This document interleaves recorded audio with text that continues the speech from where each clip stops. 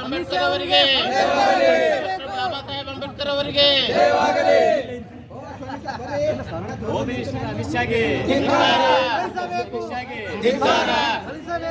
ಯಾಕಂದರೆ ಅಂಬೇಡ್ಕರ್ ಅವರು ಕೊಟ್ಟಂತ ಸಂವಿಧಾನ ನಮ್ಮ ಈಗ ದೇಶ ಅದರ ಮೇಲೆ ನಿಂತಿದಂತ ನಾವು ಹೇಳಕ್ ಬರ್ತಿದ್ದೀವಿ. ಇದು ನಮ್ಮ ಸಂವಿಧಾನ ಅಳವಡಿಸ್ಕೊಂಡು ಪ್ರಗತಿಪರ ಮಾಡ್ತಾ ಇದ್ದಾರೆ. ಅವರು ಡೆಮೋಕ್ರಸಿ ಪ್ರಜಾಪ್ರಭುತ್ವ ಒಂದು ರಾಜ್ಯ ಕೊಟ್ಟಿದ್ದಾರೆ.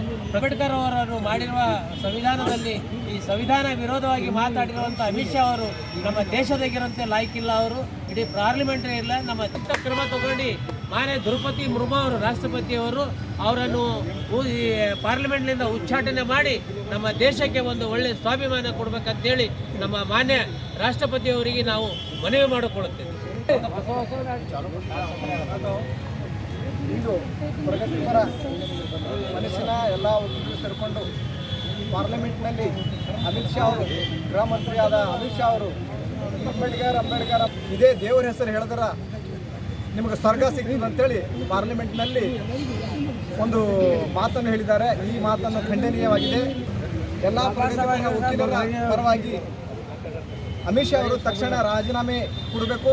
ಆಮೇಲೆ ಎಲ್ಲ ಸಮಾಜ ಬಾಂಧವರಿಗೆ ಏನದಂದ್ರೆ ಕ್ಷಮೆ ಸೇರಿಕೊಂಡು ಈ ಒಂದು ಅಮಿತ್ ಶಾ ವಿರೋಧ ಖಂಡನೀಯವಾಗಿ ತೀವ್ರವಾದ ಪ್ರತಿಭಟನೆ ಮಾಡಲು ನಾವು ಸಿದ್ಧರಾಗಿದ್ದೇವೆ.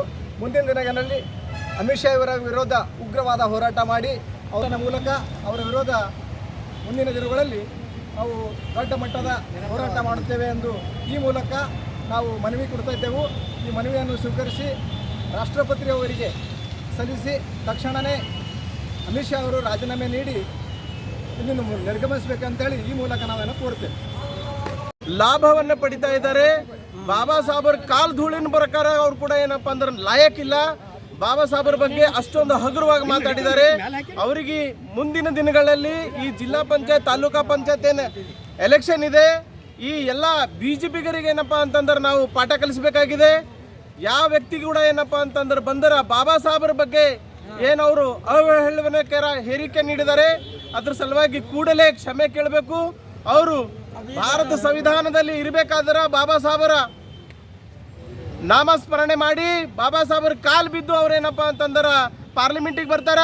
ಅದೇ ರೀತಿ ಬಂದು ಬಾಬಾ ಸಾಹೇಬರ ಬಗ್ಗೆ ಈ ರೀತಿ ಮಾತಾಡಿದ ಸಲುವಾಗಿ ಕೂಡಲೇ ಅವರಿಗೆ ಆ ಹುದ್ದೆಯಿಂದ ವಜಾಗೊಳಿಸಬೇಕಂತ ಹೇಳಿ ನನ್ನ ಮನವಿ ಇದೆ. ನಾನು ಬೀದರ್ ಬಾರ್ ಅಸೋಸಿಯೇಷನ್ ಇಂದ ಗೌತಮ್ ಮಹಾರಾಜ್ ಅಡ್ವೊಕೇಟ್ ಮನವಿ ಮಾಡ್ತಾ ಇದ್ದೀನಿ.